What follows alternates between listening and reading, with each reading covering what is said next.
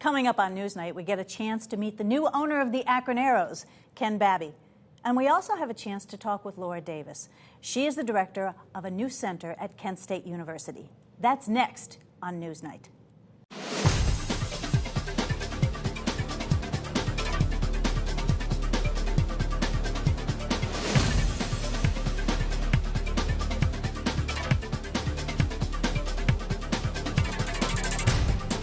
Good evening. This is Newsnight for October 26, 2012. I'm Jody Miller. Well, tonight our program is about baseball and about history. A little later on in the program, we will welcome Laura Davis, who is the new director for Kent State University's Visitor Center, the May 4th Center that opened last weekend. But first, we're going to talk about baseball. Now, the season's over, except for the World Series, but I can't think of anybody who's more excited for the first pitch of next season than our next guest. This is Ken Babby. Ken Babby, who is the CEO and founder of Fast Forward Sports Group and the new owner of the Akron Aeros. Welcome, Ken. It's a pleasure to be here. Thank you for having me. My pleasure. Why buy a baseball team, and why buy a baseball team in Akron? It's a great question. Since I was very, very young, I've always loved the game. Baseball is just a passion of mine since I was, very young. And as I have joked with folks, some may say I'm still young, but it is something about this game. And for me, it's always been more so about what's happened outside the lines than it is necessarily the game itself. I'm a fan like everybody else, but there's something incredibly unique about when you walk into one of these ballparks, particularly in a minor league facility like ours here at Canal Park, where you have a tremendous moment when you walk in and you smell that first hot dog and you're greeted by an usher and you have that tremendous fan experience. It's something that I've been obsessed about since I was very, very young, and we're going to bring that to Akron, and very excited about it. Well, in a press conference this week, Eastern League Division President Joe McCathern called this a celebration of a new beginning. How so? I think that, Akron has put so much into not only the ballpark itself and Mayor Pasqualic and his commitment to the city in building a first-class downtown ballpark in 1997. This has been the cornerstone of Main Street, the cornerstone of what makes Akron, certainly the downtown hubbub of Akron, really run. And I think that there's a renewed energy in terms of socially, economically, even in education, in terms of what can be done in and around Main Street. And we're excited to be an important part of that. And that new beginning of Akron aligns with the values of what makes this city great, which is hard work and a focus on family and a real sense of community. And we will play and be a big component of all of those elements right on Main Street, for 6 months a year, and we're very, very excited about it. Well, also at the press conference, you talked about the fact that you want to be a difference maker in the greater Akron community. We do. Tell us about that. I think that a baseball club, particularly at the minor league level, is more than just a baseball team, if you will.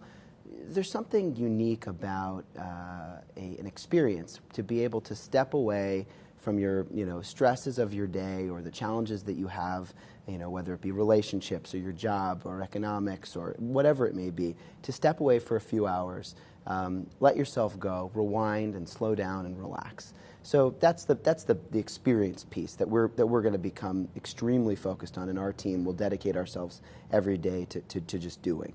But I think that the real meaning, as I say, about what a facility like Canal Park can bring and what a team like the Akron Aeros will bring to the community will be, far deeper and far more important. We're going to be in schools. We're going to be in the major hospital systems around the Akron and Canton area. We're going to be, active in hospitals and schools and community programs and, nonprofit groups. And so there's a real sense of really being a constituent and citizen of the community that I think is really what makes these things work really, really well, and that's why we're here.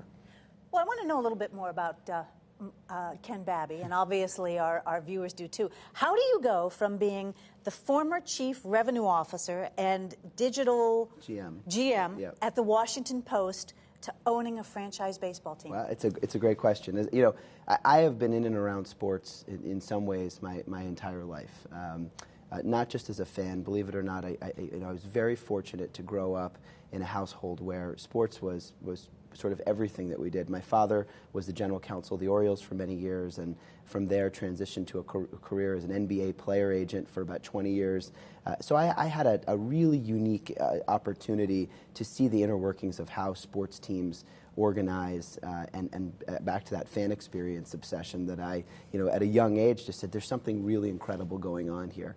My father now is the president of the Phoenix Suns, president of basketball operations out in Phoenix. Certainly has a full-time job out there. But after 12 years at the Post, I decided that it was time to really, if you will, get back into the business that I think I was born to be in, and had just a great experience learning and being part of a great family company that was also a really important constituent in its community as a news-first organization. And it was a great experience at 12 years of being part of a fast-moving digital great journalism institution such as the Washington Post, a wonderfully run family company, and we will try and build a lot of those same values here in Akron with the Aeros. How did you get to Akron, though?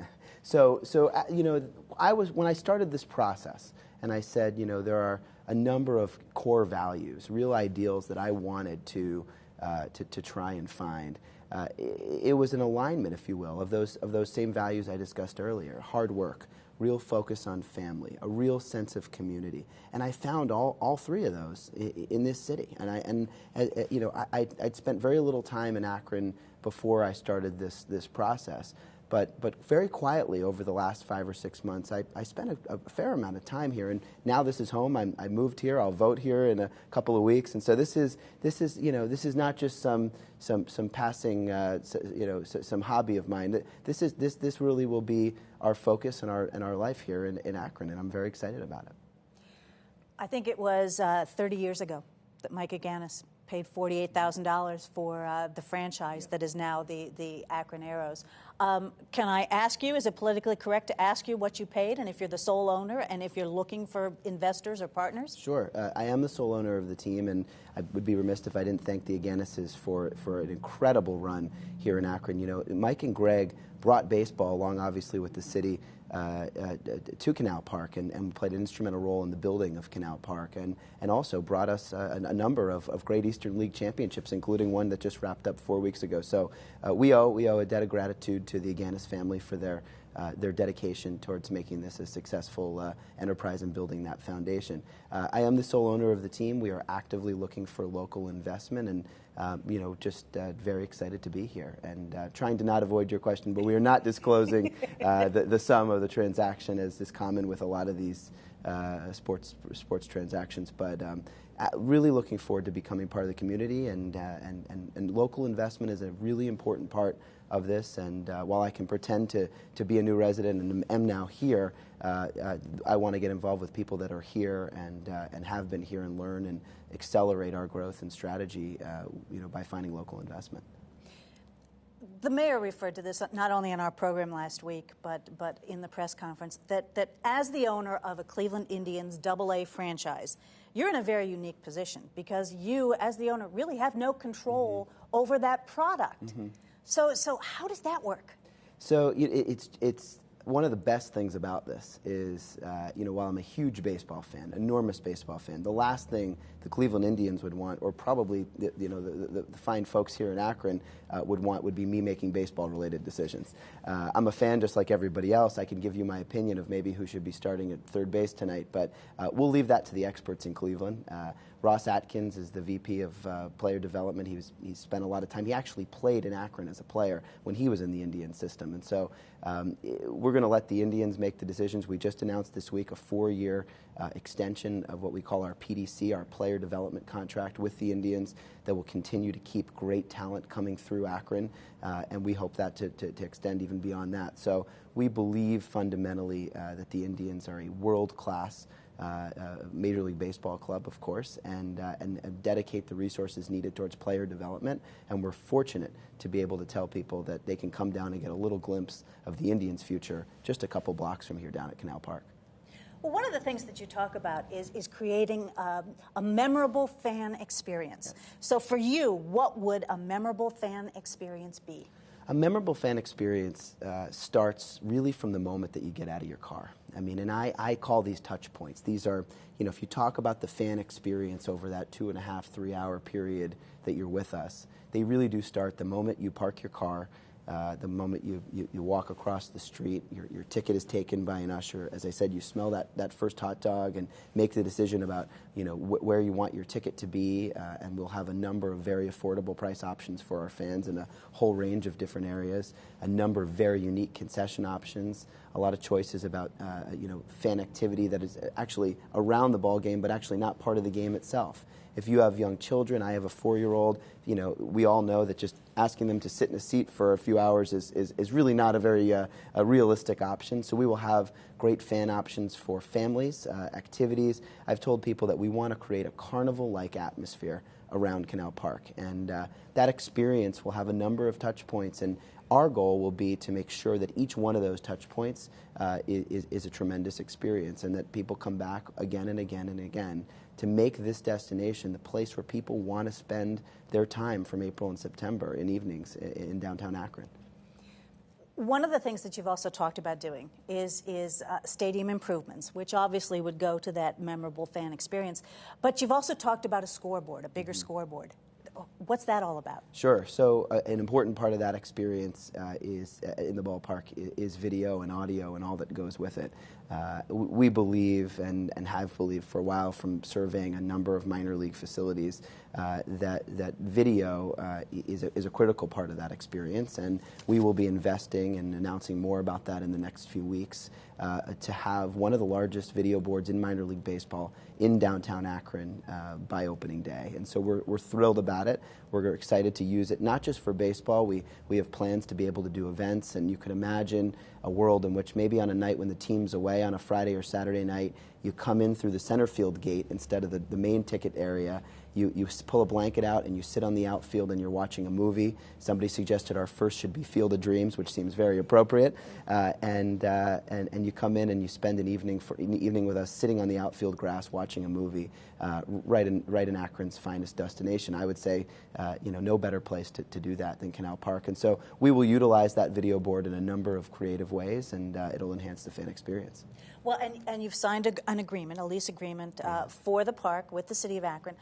And with those improvements, have you arranged who's going to be paying for the kinds of improvements you're talking about? I think this is probably one of the most important points as it relates to the taxpayers, of which I'm now one in Akron as well. And that is that this is a privately financed program. And so what we've done is via the Summit County Port Authority, we will make rent payments to the city and pay back the debt as anybody would on a facility, but also get the ability to make improvements to the park, which will be privately financed. There will be no taxpayer dollars towards the improvements. And in year two, we'll do a number of very interesting group areas, improve some of our premium seating areas. So we have a roadmap of ballpark improvements. The first is obviously the scoreboard, and more of which we'll announce over the next couple of years.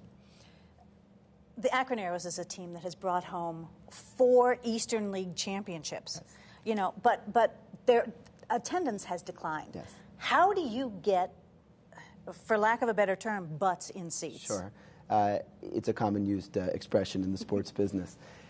I think at the end of the day, it comes back to what we talked about earlier, which is if that fan experience is great, I fundamentally believe, first and foremost, I believe people in this town enjoy their time when they do go. And history is the greatest indicator of the future. We have a lot of really good data that shows that people love to spend their time at Canal Park and have over the last 10 years. We want to talk with folks. We want to listen to why maybe they decided to only go to 2 or 3 games last year versus the 10 or so before. Was that economically driven? Was that experience driven? Was there something that went wrong that we could have done better?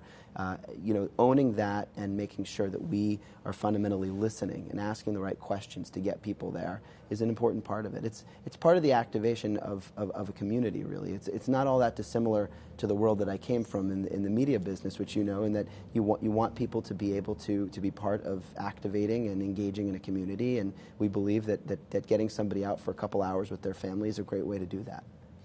You've owned the team now for a little more than a week. Yeah. And by my calculations, when this program airs, you've got 169 days before opening. What do you do in the off season? So, one of the big myths in sports is that, in the business side, we all just go home and take it easy over the next 6 months. Right, sure. Well, it's actually quite the opposite, and particularly this season.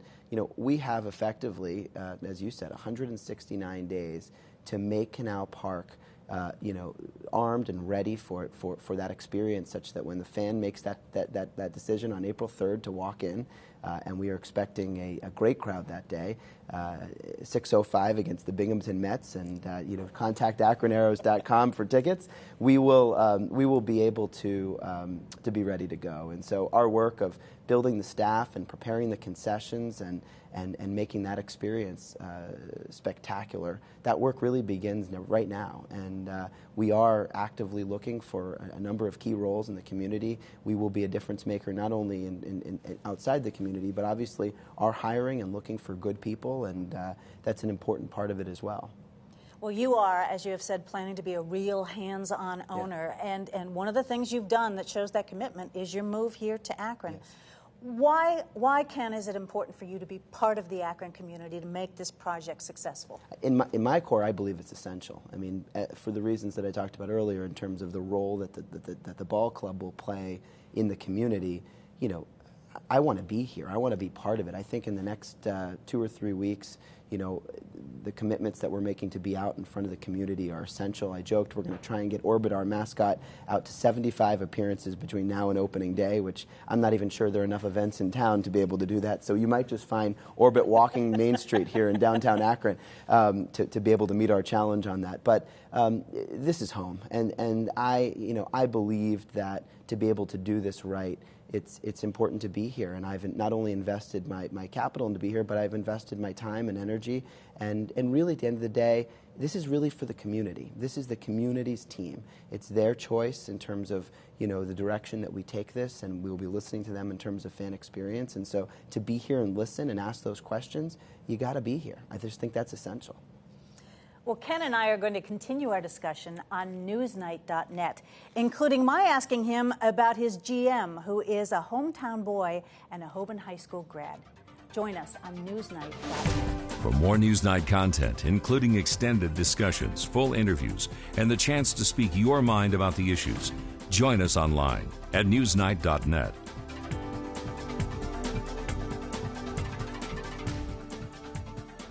We are back for our final segment on Newsnight. 42 years after the tragic events that unfurled on the campus of Kent State University, the May 4th Visitors Center opened last weekend. Joining us is Laura Davis, who is the first director of that Visitors Center and who also was a freshman on campus during that time. Right. Laura, thank you for being with us. Sure. For some of our viewers who may not remember the events of May 4th, briefly tell us what, and set that scene for us, if you would, please. There was a demonstration on the Kent State campus on May 4th in 1970. This was actually a demonstration that was planned on May 1st, which was the day after Nixon announced the invasion of Cambodia. And officers actually decided before the May 4th demonstration even convened that they would disperse the demonstration, which they did. They started dispensing tear gas at noon. They moved out, dispersed the demonstrators and spectators. There were many, many people there, many more people than just demonstrators. There were about 3,000 people there altogether. They moved the crowd out to the far away from the area where they had begun assembling, and conferred with each other. The officers conferred with each other while they were on what's called the practice field. They started marching back in the direction from which they had come and unexpectedly turned and fired into the crowd, which consisted of both demonstrators who had been dispersed from the demonstration and people just walking through the area. When they fired on the crowd, there were 4 students left dead, Right. 8 wounded. 9 wounded. 9 wounded, Right. 1 paralyzed. Yes. So the May 4th Visitors Center, of which you are, in fact, director. It tells the story, I guess, not only of that day, but it puts in context what went on prior to that, does it not? It does. I've team taught the university's May 4th course for many years with my colleague Carol Barbado, and Carol and I have worked together for many years on various May 4th projects. The Visitor Center is the culmination of all of our many years of work, and it does tell the story of what happened on May 4th, set in the context of the 60s, because what we've learned from teaching the May 4th course is that people have a better understanding and a better concept of what happened at that time if they know what the 60s were like. Students, for instance, often want to know, well, why didn't people leave the Commons when they were ordered to do so? And you really have to know what the 60s were like and know about the many ways in which people stood up for causes during that era to know why people didn't leave when they were ordered to do so. Why was May 4th such a watershed historical moment for this nation? Well, on May 4th, 4 basically middle-class white students were shot, and 2 of them were young women. And that was a first in American history. There had been some other school shootings by law enforcement authorities in 1968, for instance. 2 students were killed at Orangeburg, a state college in South Carolina. But this was really at the height of the anti-war movement, and something happened that was so unexpected, and it really was a first in some ways, as I said before, with the women getting killed as well as male students. And there was a tremendous amount of coverage of the event, and it became very well known immediately. And people, in fact, all over the world knew about the event, and many still know about the event today. The space in which the Visitor Center resides has been visited, and the site has been visited by visitors from all over the world for years and years. When people go into the Visitor Center, what will they see? They will come right into the exhibit, right into the context gallery. That's the gallery that treats what happened in the 1960s.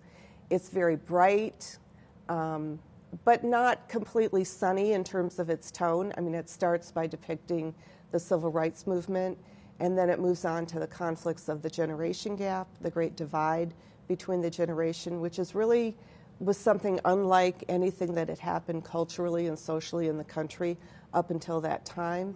And then it goes on to a treatment of Vietnam. And from there, visitors go into a darkened theater. On the walls are nearly life-size images in these large iconic photo reproductions. And then there's a wall-side screen on which the events of what happened in that crucial hour on May 4th unfold. And so people feel as though they're standing in the midst of the event, really. They feel as though they're in the moment. And then they come out of that space into Gallery 3, which has a high ceiling and a huge wall that has headlines from all over the world that talk about the impact. They move on to a reaction wall. And then finally, there's a space for them to leave their own voice so that they can actually be part of the recorded history of May 4th. Last weekend when it opened, you were telling me that about 600 people viewed the exhibit. What were some of the reactions of people who saw this?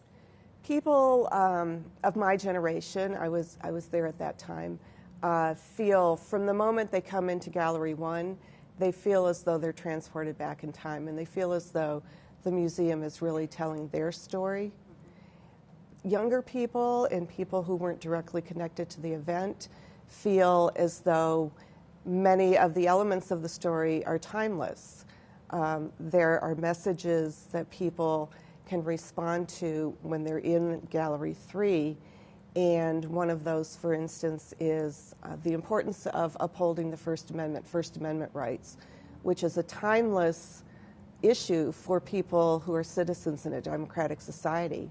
And it's something that's at the core of what happened on May 4th, and it's something that very much concerns citizens today.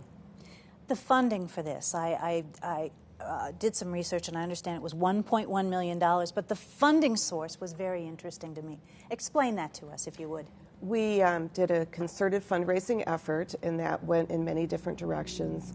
We received a $300,000 grant from the National Endowment for the Humanities, which was wonderful and very affirming to have that kind of acknowledgement of the significance of the event from a national funding agency. And we had gotten that kind of affirmation 2 years before when the site was put on the historic register, the National Register of Historic Places by the National Park Service.